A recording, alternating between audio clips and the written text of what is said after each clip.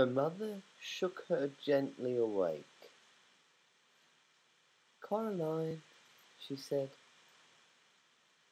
"darling, what a funny place to fall asleep.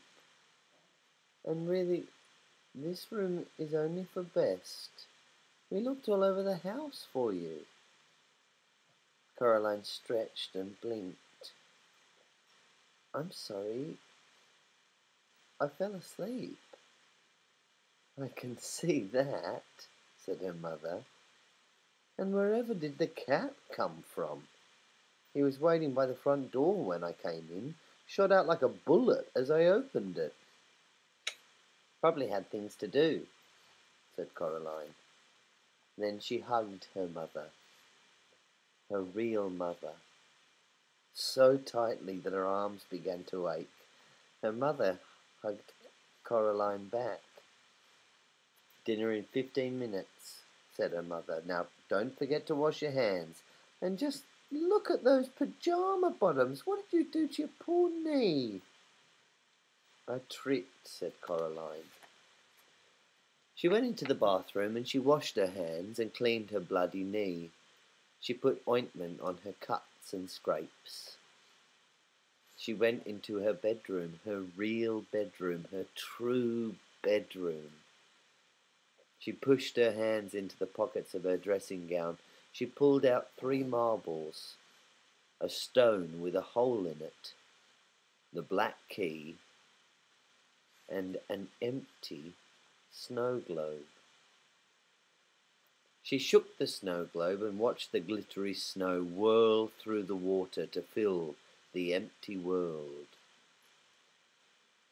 She put it down and watched the falling snow covering the place where the little couple had once stood. Coraline took a piece of string from her toy box and she strung the black key onto it. Then she knotted the string and hung it round her neck. "There," she said. She put on her clothes and hid the key under her t-shirt. It was cold against her skin. The stone went into her pocket. Coraline walked down the hallway to her father's study. He had his back to her, but she knew just on seeing him that his eyes, when he turned around, would be her father's kind grey eyes. And she crept over and kissed him on the back of his head.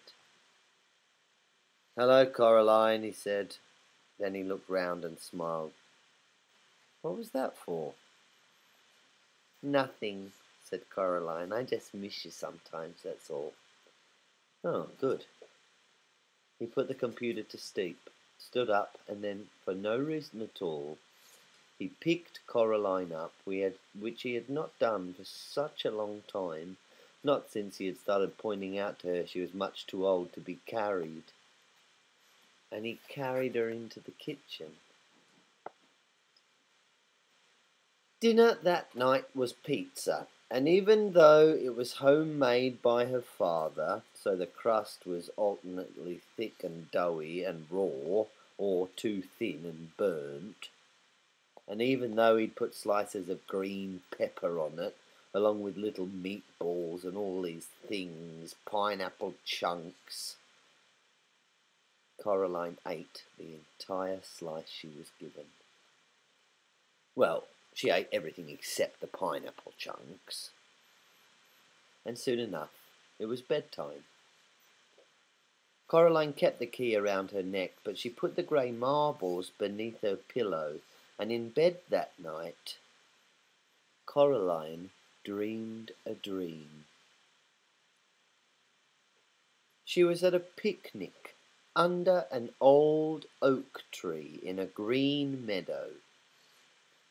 The sun was high in the sky, and while there was distant fluffy white clouds on the horizon, the sky above her head was a deep, untroubled blue. There was a white linen cloth laid on the grass, with bowls piled high with food, and she could see salads and sandwiches, nuts, fruits, jugs of lemonade and water and thick chocolate milk. Coraline sat on one side of the tablecloth, while 3 other children took a side each. They were dressed in the oddest clothes. The smallest of them, sitting on Coraline's left, was a boy with red velvet knee breeches and a frilly white shirt. His face was dirty, and he was piling his plate high with boiled new potatoes and with what looked like whole cooked trout. "This is the finest of picnics, lady," he said to her. "Yes," said Coraline, "I think it is. I wonder who organised it." "Why, I rather think you did, miss," said a tall girl sitting opposite Coraline. She wore a brown, rather shapeless dress and had a brown bonnet on her head which tied beneath her chin. "And we are more grateful for it and for all that ever words can say." She was eating slices of bread and jam, deftly cutting the bread with a large golden brown loaf with a huge knife, then spooning on the purple jam with a wooden spoon. She had jam all around her mouth. "Aye, this is the finest food I've eaten in centuries," said the girl on Coraline's right. She was a very pale child, dressed in what seemed to be spiders' webs, with a circle of glittering silver set in her blonde hair. Coraline could have sworn that the girl had 2 wings, like dusty silver butterfly wings, not bird wings, coming out of her back. The girl's plate was piled high with pretty flowers. She smiled at Coraline, as if it had been a very long time since she had smiled, and she had almost, but not quite, forgotten how. Coraline found herself liking this girl immensely. And then, in the way of dreams, the picnic had ended, and they were playing in the meadow, running and shouting and tossing a glittering ball from one to another. Coraline knew it was a dream then, because none of them ever got tired or winded or out of breath. She wasn't even sweating. They just laughed and ran in a game that was partly tag, partly piggy in the middle, and partly just a magnificent romp. 3 of them ran along the ground while the pale girl fluttered a little over their heads, swooping down on butterfly wings to grab the ball and swing it up into the sky before she tossed the ball to one of the 3 children. And then, without a word about it being spoken, the game was over, and the 4 of them went back to the picnic cloth, where the lunch had been cleared away, and there were 4 bowls waiting for them, 3 of ice cream, 1 of honeysuckle flowers piled high. They ate with relish. "Thank you for coming to my party, if it is mine." "The pleasure is ours, Coraline Jones," said the winged girl, nibbling another honeysuckle blossom. "If there were but something we could do for you to thank you and to reward you." "Aye," said the boy with the red velvet breeches and the dirty face. He put out his hand and held Coraline's hand with his own. It was warm now. "It's a very fine thing you did for us, miss." The tall girl now had a smear of chocolate ice cream all round her lips. "I'm just pleased it's all over," said Coraline. Was it her imagination, or did a shadow cross the faces of the other children at the picnic? The winged girl that The circlet in her hair, glittering like a star, rested her fingers for a moment on the back of Coraline's head. It is over and done with for us. This is our staging post. From here we three will set out for uncharted lands. What comes after no one alive can say. She stopped talking. There's a but, isn't there? Said Coraline. I can feel it like a rain cloud. The boy on her left tried to smile bravely, but his lower lip began to tremble. He bit it with his upper teeth, and he said nothing. The girl in the brown bonnet shifted uncomfortably and said, "Yes, miss." "But I got you three back," said Coraline. "I got Mum and Dad back. I shut the door. I locked it." "What more was I meant to do?" The boy squeezed Coraline's hand with his and found herself remembering when it had been her trying to reassure him, when he was little more than a cold memory in the darkness. "Well, can't you give me a clue?" said Coraline. "Isn't there something you can tell me?"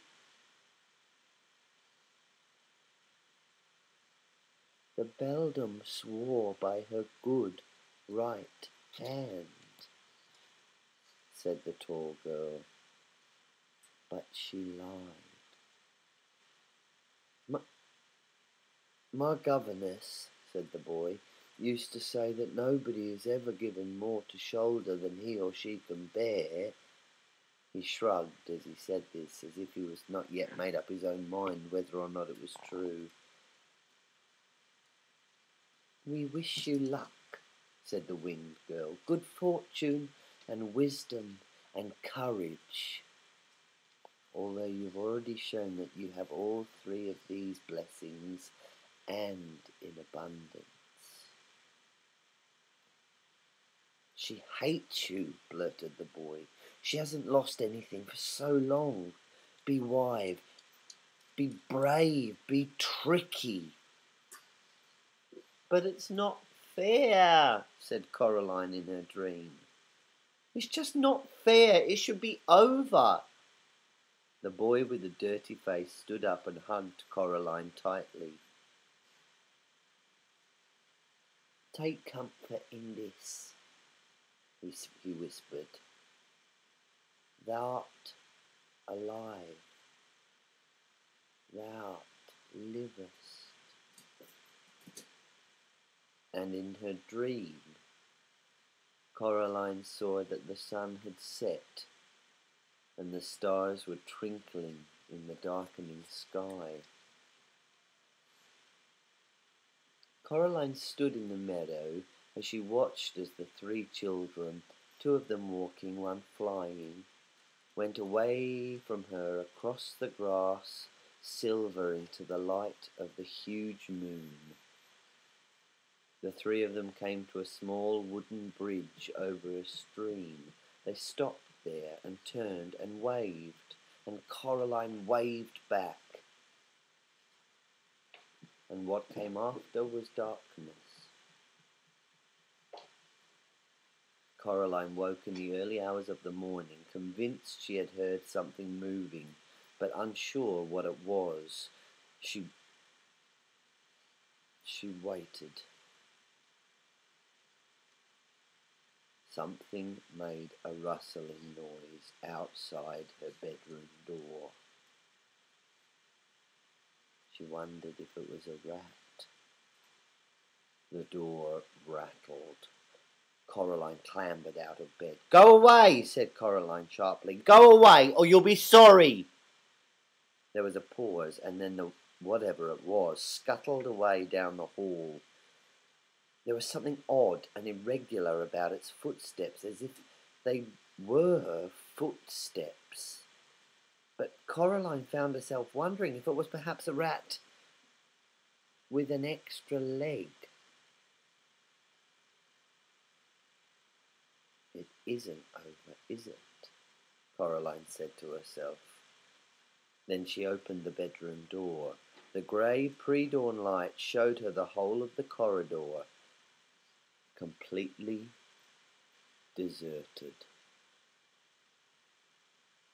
She went towards the front door, sparing a hasty glance back at the wardrobe door mirror hanging on the wall at the end of the hallway, seeing nothing but her own pale face staring back at her, looking sleepy and serious. Gentle, reassuring snores came from her parents' room, but the door was closed. All the doors off the corridor were closed. Whatever the scuttling thing was, it had to be here somewhere. Coraline opened the front door and looked at the grey sky. She wondered how long it would be until the sun came up, wondered whether her dream had been a true thing, while knowing in her heart that it had been.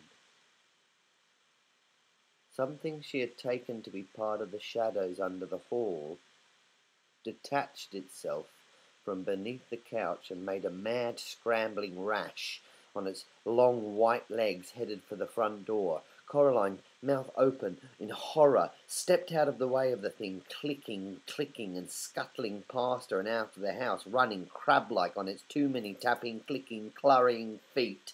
She knew what it was, and she knew what it was after. She had seen it too many times in the last few days, reaching and clutching and snatching and popping black beetles obediently into the other mother's mouth. 5-footed, crimson-nailed, the colour of bone. It was the other mother's right hand. It wanted the black key.